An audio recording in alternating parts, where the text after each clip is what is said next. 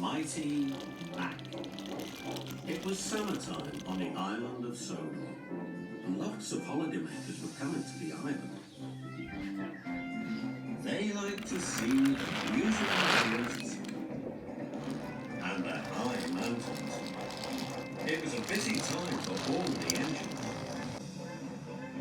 A new engine had arrived on the island. He was going to help take the holidaymakers up into the mountains.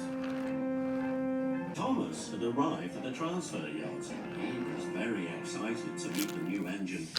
"Hello," puffed Thomas. "Hello," the new engine puffed back. "I'm Mighty."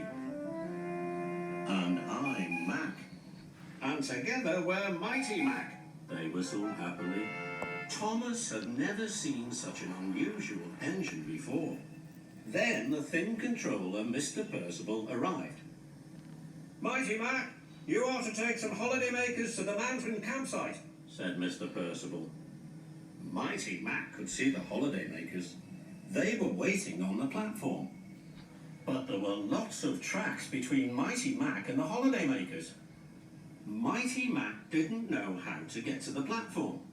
"We've always worked in the shunting yard," moaned Mighty to Thomas. "How will we find our way over to the passengers?" groaned Mac.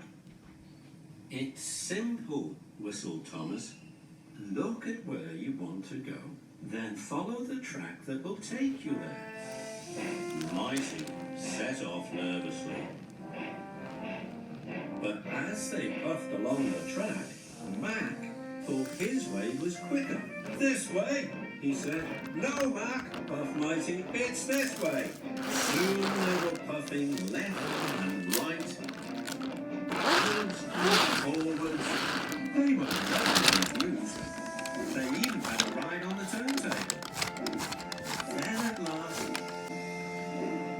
"We're here," puffed Mac. "Then why are the holidaymakers over there?" asked Mighty. "Because you didn't look where you wanted to go and you didn't follow the right track," said Mr. Percival sternly. "Now you're late." "Sorry," said Mac. "Sorry," said Mighty. They felt very silly.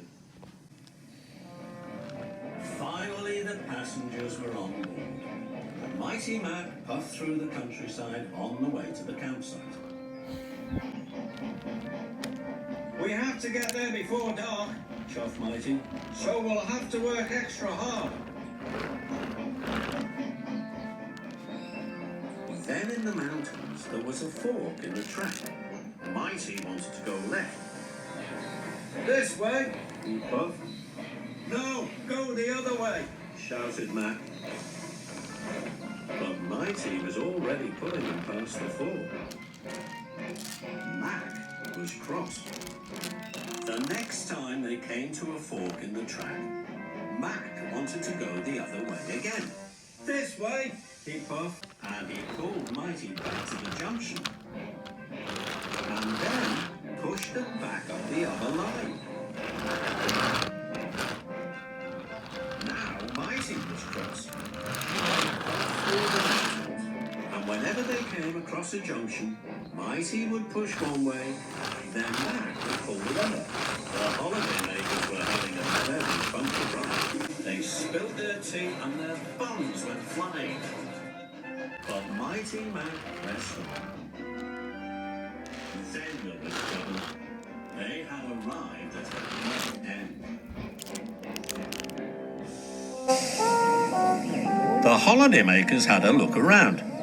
"This isn't a campsite," said one of the holidaymakers. "It's not even a nice place for our picnic," said another. "This is your fault," puffed Mighty, and he pushed back towards Mac. "Yours," puffed Mac, and he pushed back even harder. The holidaymakers watched as Mighty Mac bumped backwards and forward. "Stop!" called the holidaymakers. "You're going to cause an accident."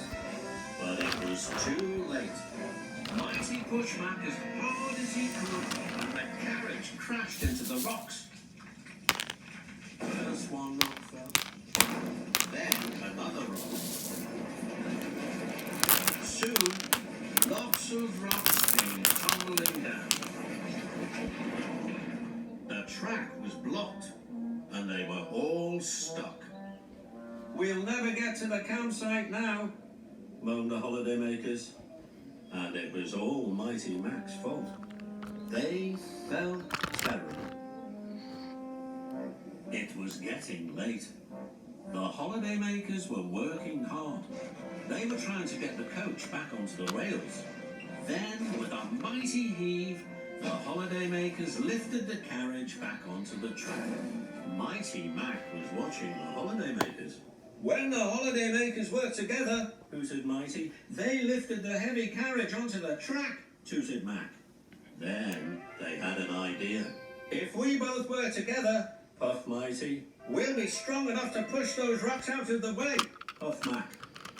So Mighty Mac rolled up to the rocks and pushed and pushed. The rocks rumbled. Then they rocked until finally the track was clear. The holidaymakers cheered. Mighty Mac was ready to go. They could see the flag flying high above the campsite. Then they remembered what Thomas had said. "Look where you want to go," puffed Mac. "Then follow the track that will take you there," chuffed Mighty. "Off we go," they whistled together. Mighty Mac puffed up the mountains.